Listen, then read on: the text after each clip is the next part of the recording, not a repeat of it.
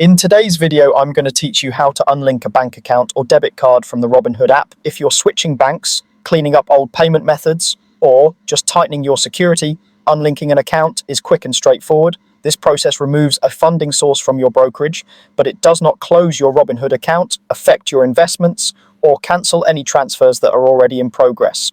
Pending deposits or withdrawals will usually finish as scheduled, even after you unlink, so it's a good idea to let those complete first.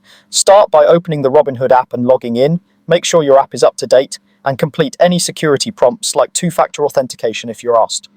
Once you're in, tap the profile icon in the bottom right corner of the screen. This takes you to your account area where you can adjust key settings. Next, tap the menu icon in the top left corner. It looks like 3 horizontal lines.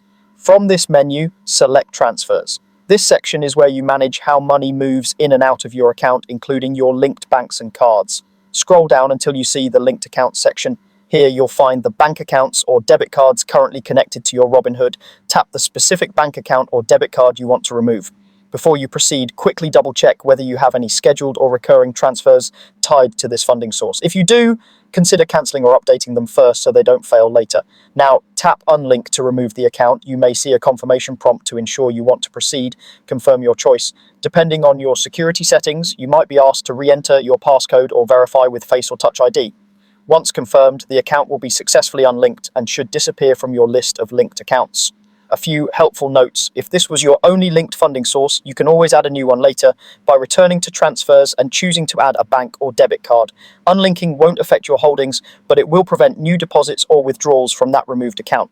If Unlink is grayed out or you get an error, it may be tied to an active transfer or a temporary hold.